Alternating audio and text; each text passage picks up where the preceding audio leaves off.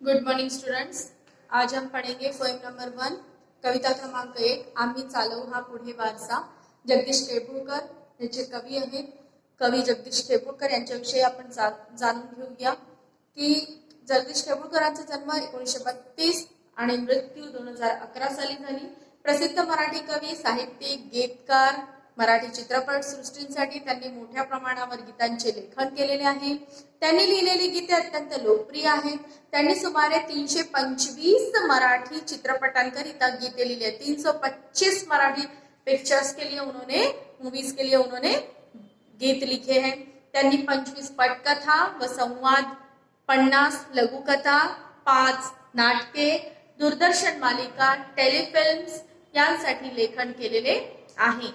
तर त्यांना कोणकोणत्या पुरस्कारांनी आता सन्मानित करण्यात आले तर त्यांना गदिमा पुरस्कार, साहित्य सम्राट पुरस्कार, व्ही शांताराम पुरस्कार, स्मृती पुरस्कार, जीवन गौरव पुरस्कार यासारख्या 60हून अधिक पुरस्कारांनी जगदीश केळपूरकरांना सन्मानित करण्यात आलेले आहे। जर तुम्हाला प्रश्न आला स्टूडेंट्स, अगर कोई क्वेश्चन पूछ लेता है आपको कि जगदीश केळपूरकर को कौन कौन से पुरस्कार से सम्मानित किया गया, तो ये मेन पुरस्कार के नाम है जिस पुरस्कार से उनको सम्मानित किया गया है। तो ये याद रखेंगे आप, गदिमा पुरस्कार, साहित्य सम्राट पुरस्कार, व्ही शांताराम स्मृति पुरस्कार और जीवन गौरव पुरस्कार, ये 4 नाम आने अनिवार्य है। तो इस कविता में जगदीश केळपूरकर इन्होंने क्या बताया है तर गुरुच्या शिकवणीतून सद्गुण अंगी बाणून सत्कार्य करणे म्हणजेच गुरुने दिलेला वारसा पुढे चालू ठेवणे होय। हा वारसा पुढे चालू ठेवण्याचे आश्वासन प्रस्तुत गीतातून कवी देत आहे। मतलब हमारे गुरु जो हमको शिक्षा देते हैं, उस शिक्षा को अर्जित करने के बाद वही वारसा शुरू रखना चाहिए। ये शिक्षा यहाँ इस पोयम द्वारा, ये आश्वासन इस कविता द्वारा कवि दे रहे हैं। देखिए, जानते हैं क्या लिखा है यहाँ पर। गुरु ने दिला ज्ञान रूपी वसा, आम्ही चालवू हा पुढे वारसा। गुरु ने काय दिला है? गुरु ने हमें ज्ञान रूपी वसा दिया है। ज्ञान रूपी वसा त्यांनी आम्हाला दिलेला आहे आणि त्या वसाला आम्ही, म्हणजे वसा म्हणजे वारसा आम्हाला दिलेला आहे आणि हाच वारसा आम्ही पुढे समोर चालवू ठेवणार आहोत। यही वारसा हम आगे शुरू रखने वाले है। पिता बंधू स्नेही तुम्ही माऊली, तुम्ही कल्पवृक्षा तळी सावली, तुम्ही सूर्य आम्हा दिला कवडचा। काय म्हणाले आहे की पिता बंधू स्नेही तुम्ही माऊली, म्हणजे गुरु काय आहे? आपले पिता आहे, बंधू आहे, स्नेही आहे आणि माऊली देखील आहे।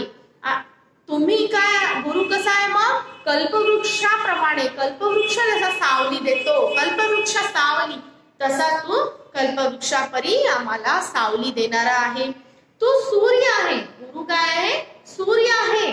तर आम्ही काय आहे? त्याचे कवडचे। कवडचे मतलब देखा होगा, अगर आपका घर अगर छपरों वाला होता है, मतलब वो कवेलू वाला घर जो होता है, तो उनमें से छोटी छोटी सूरज की किरणें घर के अंदर आती है, बीच बीच में छोटे छोटे से ऐसे आती है, तो उसको बोला जाता है कवड़सा, उसको कवड़ से बोलते हैं। तो क्या बोले हैं कि गुरु क्या है? हमारा पिता है, बंधु है, स्नेही है, माऊली, माऊली मतलब माता, माता है। तो ये सारे कौन है? गुरु ही हमारा है। और इसीलिए गुरु कैसा है? कल्प वृक्ष जैसा होता है, बहुत बड़ा, तो वो वैसा कल्प वृक्ष तड़ी सावली, मतलब कल्प वृक्ष की जो छाया होती है, वो छाया हम कौन है? तो हमारा गुरु है। सूर्य, सूर्य कौन है? तो हमारा गुरु है। और उसके कवड़ से कौन है? तो वो हम है। जिथे काल अंकुर बीजातले, तिथे आज वेलीवरी ही फुले, फलद्रूप हा वृक्ष व्हावा तसा। ज्या ठिकाणी आपण काल बीज रोवले, ज्या ठिकाणी आपण बीज रोवले, आज त्या वेलीवर फुले लागलेली दिसत आहेत आणि म्हणून असं वाटतं की ही जी वेलीवर जशी फुले आली आहेत, तसाच हा वृक्ष देखील कसा फलद्रूप व्हावा, म्हणजे हा जो गुरुरूपी वृक्ष जो लावलेला गेला आहे, हा वृक्ष आता कसा झालेला आहे? फळ त्याला लागायला लागलेले आहेत। म्हणजे ही फळं म्हणजे कोण, तर आम्ही मुले, आम्ही मुले काय है, त्यांची फळे। क्या बोला है कि जैसे हम पेड़ लगाते हैं और दूसरे दिन बाद में अगर कुछ दिन बाद देखते तो वो उसके बीज अंकुर जाते हैं, उसको उसमें अंकुर आना शुरू हो जाते हैं और फिर उसकी बेली बन जाती है, पेड़ निकल जाता है उसका। तो वैसे ही ये जो गुरु ने ज्ञान रूपी बीज लगाए हैं हमें, उसकी अब क्या बन गई है, बेली बन गई है, बेल लता बन गई है उसकी। उस बेली पर अब क्या आना शुरू हो गए हैं, छोटे छोटी फूल आना शुरू हो गए। अब ये छोटी फूलें मतलब कौन है, तो हम ही बच्चे हैं। और ये बच्चे क्या है, छोटी छोटी फूल आना शुरू हो गए हैं। और फिर ये जो फूल है ये क्या होना चाहिए, बड़ा फल देने वाला वृक्ष होना चाहिए। ये जो छोटी छोटी फूलें हैं, ये छोटी छोटी फूल कल चल के क्या होना चाहिए, वृक्ष, फलद्रूप वृक्ष भावा तसा, मतलब जैसा गुरु है वैसा ही चेला होना चाहिए। ऐसा जो कहा जाता है कि गुरु ने जो छोटा सा अंकुर बीज बोया था, जिसको अंकुर आया था, फिर वो बेली बन गई, फिर वो फूल बन गया, तो अब उसको, उस फूल को अब कैसे, वो बेली को वो फल बनने वाला है। और वैसा ही वृक्ष, जैसा मैं वृक्ष बन गया हूँ अच्छा बड़ा, तो वैसा ही ये भी होना चाहिए। आगे देखते हैं, शिकु धीरता शूरता वीरता धरु थोर विद्ये सवे नम्रता मनी ध्यास हा एक लागो असा। तो गुरुच्या सानिध्यात आपण काय शिकणार आहोत, शूर होणार आहोत, वीर होणार आहोत, नम्रता शिकणार आहोत, धीरता शिकणार आहोत, यासारख्या सगळ्या गोष्टी आपण विद्ये सवे, धरू थोर विद्ये सवे नम्रता, म्हणजे या शूर वीर धीर नम्र ह्या सगळ्या शिकवण आपल्याला विद्येच्या सोबतच मिळणार आहेत। सवे म्हणजे सोबत, सवे म्हणजे सोबत, तर विद्येच्या सोबतच आम्हाला मिळणार आहेत। म्हणून मनामध्ये हा एकच ध्यास असायला पाहिजे की आम्हाला विद्येसोबत नम्रता देखील शिकायची आहे। क्या है कि हम शिक्षण लेकर, हम शिक्षा लेकर धीरज हम सीख सकते हैं, शूरवीर बन सकते हैं। विद्या के साथ साथ हमें नम्रता भी सीखनी है। और इसीलिए बोला है कि यही ध्यास, यही हेतु, यही ध्येय हमारा होना चाहिए कि हम इस विद्या के साथ साथ नम्रता, और यही आस हमें होनी चाहिए, यही इच्छा भी हमें होनी चाहिए कि विद्या के साथ साथ हमें नम्रता भी सीखनी है। जरी दुष्ट कोणी करू शासन, गुणी सज्जनांचे करू पालन, मनी मानसी हाच आहे ठसा।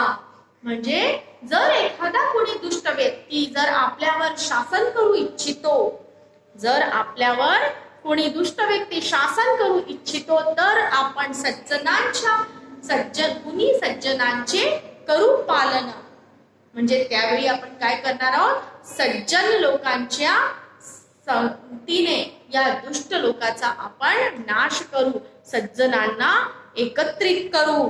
मनी मानसी हाच आहे ठसा, म्हणजे हेच ठसा आपण आपल्या मनावर उमटवलं पाहिजे की आम्ही अनिष्टांना वाळीत टाकू आणि इष्टांना जवळ घेऊ। म्हणजे हम जो भी गलत है उसे हम दूर कर देंगे और जो सही है उसे हम इस समाज में प्रचलित करेंगे, यही हमारा हेतु होना चाहिए।